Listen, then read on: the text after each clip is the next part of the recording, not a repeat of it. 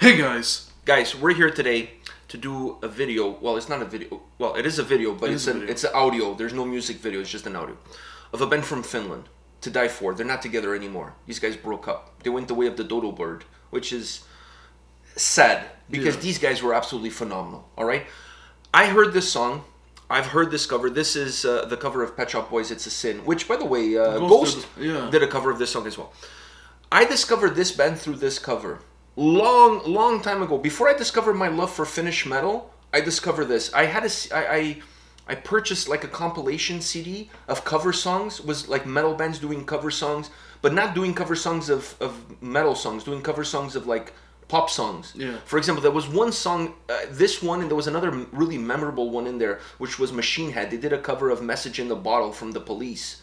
Was really cool cover. So from that whole compilation, that one and this one were the two really standout ones to me, at least to me. So I discovered this band through that compilation CD with this cover. And I feel like it's time. We've never done this band on the channel. No, and I want to introduce you to this band. So, you know what's funny? That's actually a really cool way of finding out new bands and through cover songs? Through cover songs, yeah. Yeah, and especially because it's not a cover of another metal track. It's a cover of a pop song. It's their own twist on a song. On a song, so then you can kind of get a kind of glimpse of what their music is like. Exactly, and that's one of the reasons I picked up that compilation CD, because some of the covers on the compilation looked really interesting. Like I said, looking back now, the only two that I can really remember is "Message in the Bottle" with Machine Head doing that, and these guys doing this one. And "Message in the Bottle" with Machine Head, like that cover of The Police, is really good. It's really well put together. So when I looked at that compilation and I see all of these different pop songs and whatever, and all these metal bands covering pop songs, it really piqued my interest. So anyways, I discovered this band through that compilation.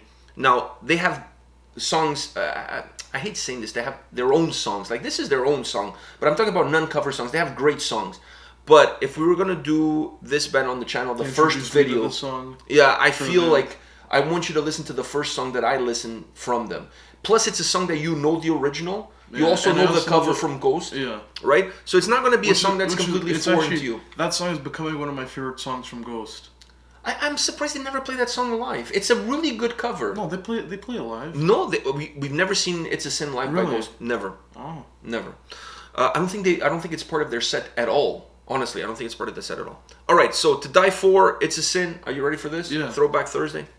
Let's do this.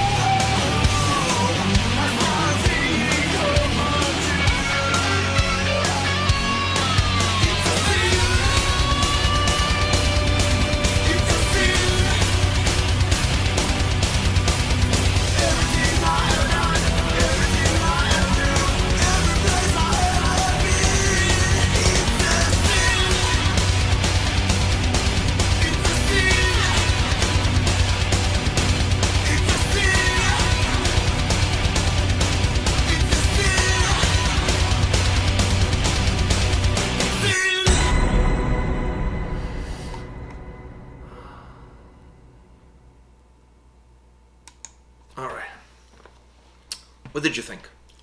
You said that the before you talk about this, you said that the cover from Ghost is becoming one of your favorite Ghost songs. So now you heard a different band take a different take on that song, different cover. What did you think of this one? I mean, I just love to listen to the song in general, because this song's actually a really, really good song, outside of metal. So I actually enjoy the song. Doesn't matter what cover it is. The Ghost cover is actually my favorite version of the song, and even listen to this one, the Ghost one is gonna still be my favorite version of the song. Oh, so even more than the original, you prefer the Ghost one? A little bit. Okay. No, it's fair. Whatever. Yeah, but I mean, this version of the song is a lot heavier than the Ghost one, and it has some heavier moments. I don't know if it's a lot. Well, you really feel like it's a lot heavier? It's not a lot heavy. It has a little bit of, like you said, a little bit of heavy. It has a little bit of a... It's a little... I feel like the Ghost one is a lot more... Popish? Popish, yeah. Closer to the original. Not really close to the original. The Ghost song is different from the original, but it still has a little bit of a pop vibe. I mean, the whole album has a pop vibe. When you think of Dance Macabre, all the Rats... All of those songs kind of have a little bit of a pop vibe. That one kind of fits in perfectly. It's almost like a pop song with a Ghost twist to it. Yeah. This one has a different... This one doesn't have as much poppy vibes as the Ghost one and as the original. This one is almost has a little bit of a goth vibe to it, which is more towards their original sound. And I really like the whole synthesizer feel to it. It merges like this electronic sound with goth, and it really works well. One of the key things I was going to ask you about this song in terms of how you felt about it was the solo.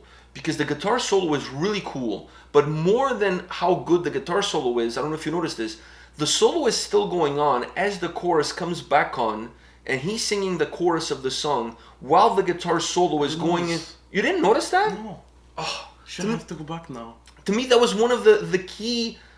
elements of the song. When the guitar... I was just gonna when the chorus came back, all my attention was on the vocals and the whole chorus, because the chorus of the song. When the chorus hits, it got really heavy with the drums. When he's saying it's a sin, that part there is that's really why I say heavy. It's a little bit more heavier than the Ghost version. That part definitely, like you don't get that much heaviness like that in the Ghost cover. Yeah. But the rest of the song is not as heavy. No. The heaviness really comes in the chorus at that specific time. The rest of the song is like this goth electronic feel to it. It's goth and mellow. Yeah, but it has a lot of electronic synthesizer elements into it. But you have to go back, and if you guys missed it, you have to go back and listen to it. When the solo starts, the solo goes on for a very short period of time before the vocals come back in. But then the vocals come back in with the chorus, right? So the chorus does not wait for the solo to be finished and then kind of merge from the solo into the chorus. The solo is still going on. The chorus comes in, and then there's a portion of the chorus that gets sung while the guitar solo is still playing in the background. I thought that was really cool, because then you get a merger of these two different sounds. You get this really cool, well done guitar solo, but with the vocals on top of it, singing the chorus. Like it's a really cool. The vocals almost cover the.